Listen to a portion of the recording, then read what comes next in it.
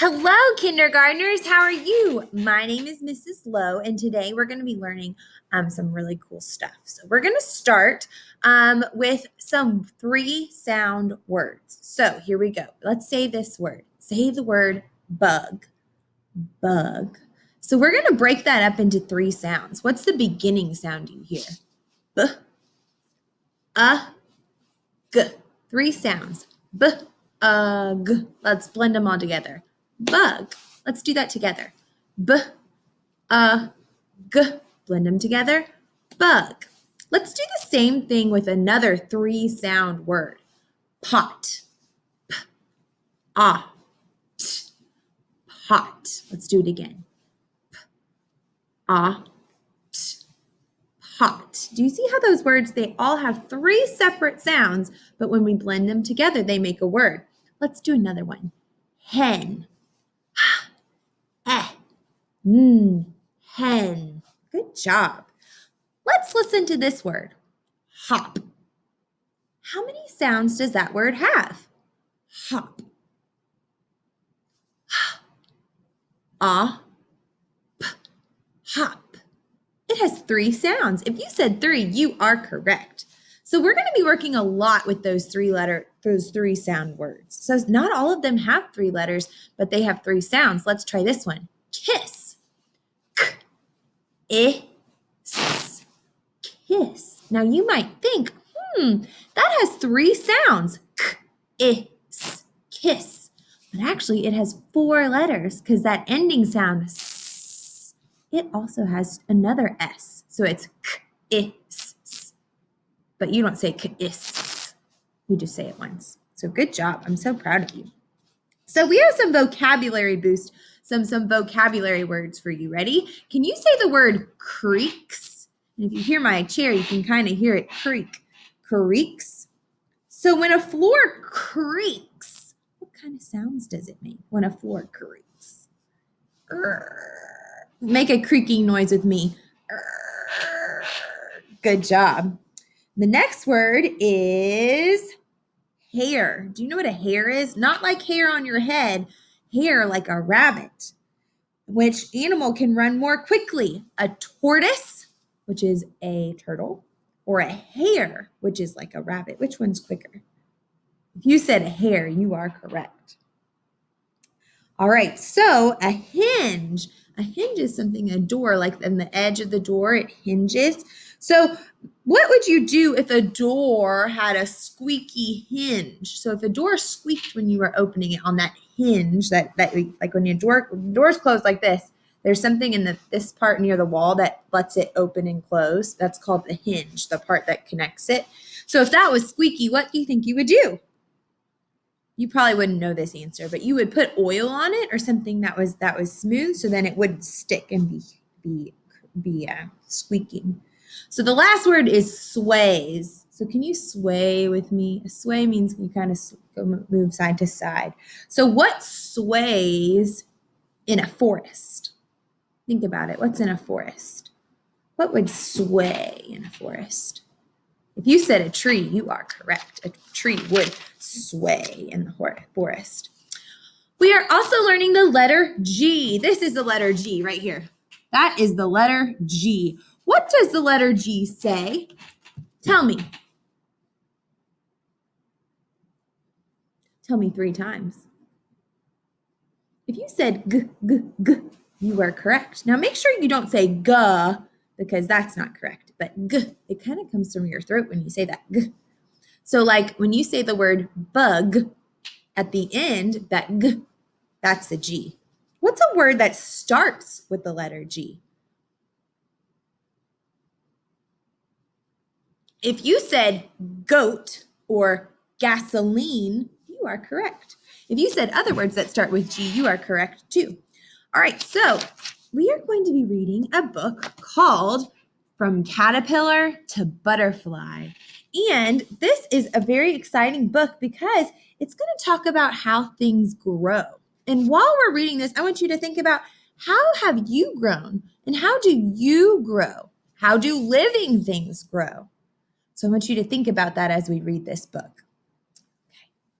So I can figure out things by this book by just looking at the first cover, and I starting to think, I think this might be for children at school to learn something because it's talking about butterflies, maybe it's talking about caterpillars.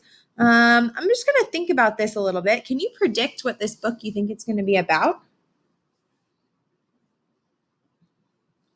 So this book is informational text. It's going to tell us information about some things. So I think it's probably going to be about some information about caterpillars and butterflies just by looking at this cover. Don't you think? If you think so, give me a head nod. Okay, let's get started. From caterpillar to butterfly.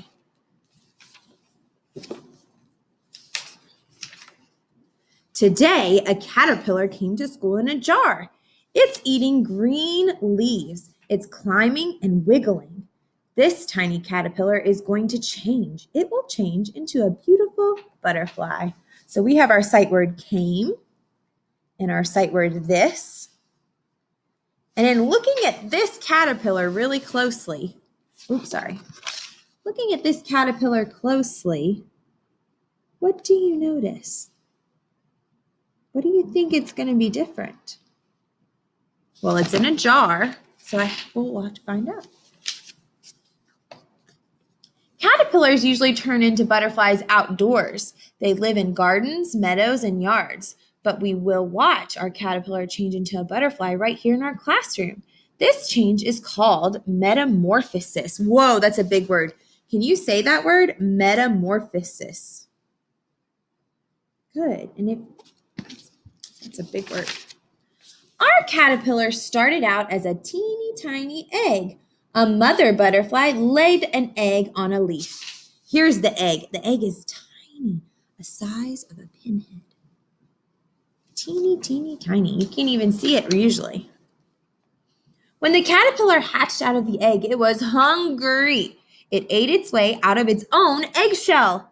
Then it started to eat green plants right away. The caterpillar's job is to eat and eat and eat and eat and eat. So it will grow and grow and grow. And it says the mother butterfly lays her eggs on plants that the caterpillar will eat. These are called host plants. So what does a caterpillar eat? If you said green leaves, you are correct. The caterpillar does eat green leaves. Each day when we come to school, we look at our caterpillar, and each day it gets bigger and bigger. The caterpillar eats and grows for 12 to 14 days. Wow, that's amazing. Our skin grows with us, but a caterpillar's skin does not grow. When the caterpillar gets too big for its skin, the skin splits down the back, and the caterpillar crawls right out of its skin. It has new skin underneath. This is called molting. Can you say that? Molting.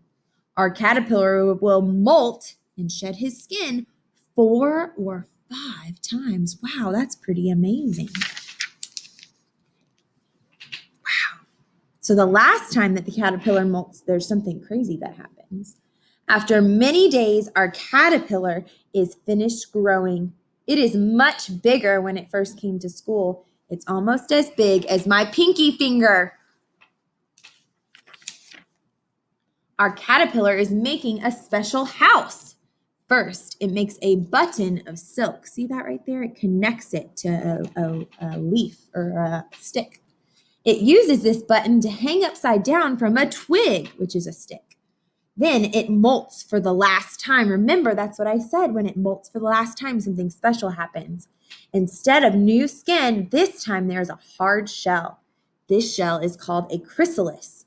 Our caterpillar will stay inside the chrysalis for a long time. And this says a chrysalis is also called the pupa. Every day, the chrysalis looks the same. We can't see anything happening, but inside our chrysalis, our caterpillar is changing. It says the caterpillar stays in the chrysalis about 1 week, so 7 days. Will our caterpillar turn into a butterfly?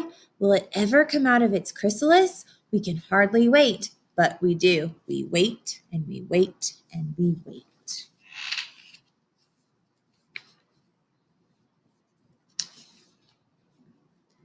Then one day during snack time, someone shouts, "Look!" And we rush over to see what's happening. What's happening? The chrysalis is cracking. We see a head and a body and then wings. It is a butterfly. Look at that. Oh my goodness. How has that caterpillar changed? Turned into a butterfly. Oh my goodness. That is unbelievable. The tiny caterpillar who came to school in a jar turned into a painted lady butterfly, and we saw it happen. Our butterfly is damp, wet, and crumbled. It hangs on to its chrysalis while its wings flap, flap, flap. Blood pumps into its wings. The wings straighten out and dry. Soon after it's dry, our butterfly will be ready to fly. So why is it not ready to fly just yet? If you said its wings are wet, you are correct. It says in 2 hours the wings will be dry and the butterfly is ready to fly. Our butterfly cannot stay in the jar. It needs to be outside with the other butterflies and grass and trees. It's a warm spring day. I put my finger into the jar and the butterfly sits on my finger. I pull it out and our butterfly goes free. We feel a little bit sad and a little bit happy. Why would they feel sad? Well, they probably are friends with the butterfly and they probably like to be with the butterfly. And they're probably a little happy that it gets to go out and be free on its own, don't you think? I know I would be a little bit sad and a little bit happy. We watch our butterfly land on a flower. It sips the flower's nectar, that's its food, through a long coiled tube. Maybe it's a female butterfly, and maybe she will lay an egg on a leaf. I know what will happen then. That egg will hatch into a caterpillar, and that caterpillar will turn into a chrysalis, and that chrysalis will turn into a beautiful butterfly. It said painted lady butterflies sip nectar from certain flowers. They like thistle, burdock, zinnia, butterfly bush, and mint.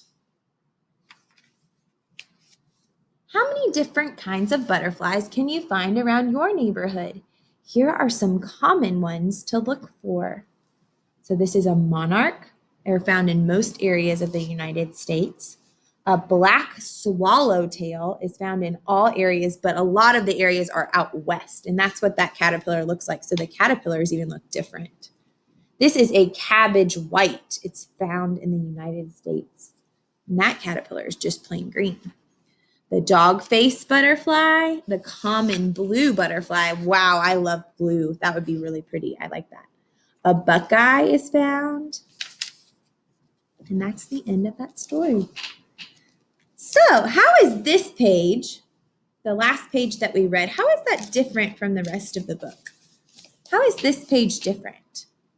I think it's different because it tells you a lot more information and it's not as much of a story, whereas this is kind of like an encyclopedia and you kind of just learn just about different types of butterflies. So we quit learning about how a butterfly hatches, and now we're learning about different types of butterflies. So that's kind of how that one is different. They both tell about butterflies, but this one tells about certain types of butterflies. So we've been reading, this book is a lot about nature. Where can you see stuff like this? Where can you find this? If you found stuff like this near your house, or maybe in a forest, or at a park, those are some good places where you can find nature. But you have to probably go outside unless you bring some of the nature into your house. I know that my mom has plants in her house, and that's nature. But usually you have to go outside to find that kind of nature, don't you think? Yes, I do. Okay, so what we're going to do is you are going to be doing your answer to talk about how do living things change and how do living things grow and how did you grow and how have you grown? Maybe you've grown a lot this year. You've gotten taller. So that's what you're going to answer in the essential question. And you also are going to be working a little bit with your sight words, find, from, but, this, came, and on. And then you're also going to be doing your Wednesday writing, and we're talking about the 100th day of school. So if you had to eat 100 of something, what would you eat 100 of? I bet the caterpillar would probably eat 100 bites of a green leaf, don't you think? I can't wait to hear what you say. Bye, guys.